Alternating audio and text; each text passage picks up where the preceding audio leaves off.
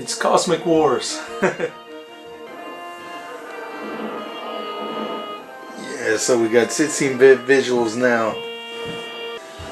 Yeah, so if you don't know the storyline, Luke Skywalker here is this young kid.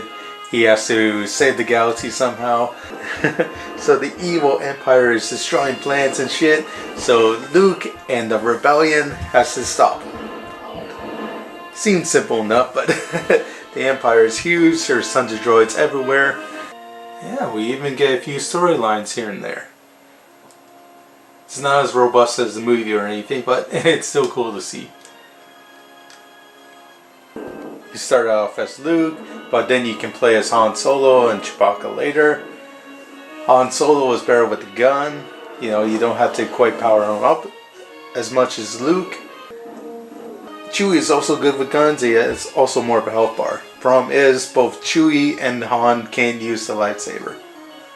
Yeah, so if you're playing as Luke, you can power up your gun about 5 times.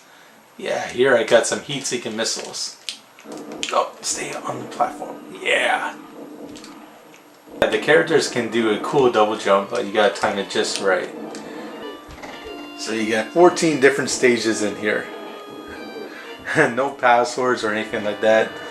Sadly, this is the first Super Star Wars, so you gotta do it all in one sitting. But good luck, because Super Star Wars here is a very tough action platformer.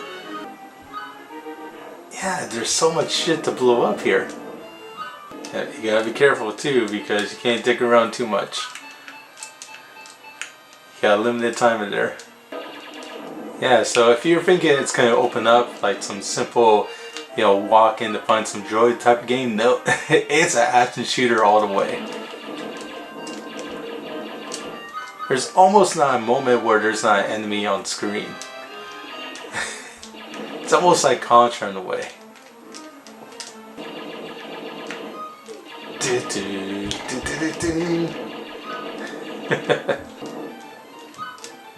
I wish it was a bit more like Contra, because you had to stand in place to shoot, and it's not like run and gun like Gunstar Heroes or something like that. Yeah, what I like about this game is, even though it's hard as balls sometimes, at least you don't get knocked back a lot. This isn't like the Karate Kid or anything like that. No, you get hit, you lose a little bit of health, but you still stay in a good position. And it mixes up too, you know? You're not always just shooting shit. No, you gotta avoid certain enemies, you gotta fly through certain scenes. Let's do a little Jawa. Yeah! Yeah, bosses are big and difficult, but it's weird, you get no actual boss music here. They would fit that in the later games, but it's no big deal. If you don't know what the Sandcrawler is, and if you're new to Star Wars, yeah, it's that big building in the background. We gotta fly towards that. So you gotta know your Star Wars and shit. Yeah, here you have to make a lot of precise jumps, but that's very hard to do when tons of enemies are shooting shit at you. Alright. And you're gonna need that for this stage, because you really gotta time those jumps just right. Whoa. Yeah, give me that. So not only does it look like the movie with excellent detail and a lot of familiar characters here, but yeah, you also have lots of sound effects and musical scores from the original Star Wars movies.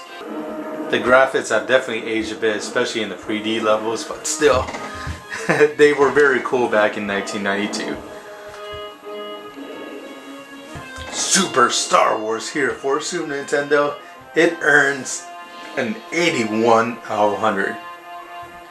Yeah, there was, you know, better sequels to this, like Empire Strikes Back and Return of the Jedi, would have more characters and more features and everything, and better visuals.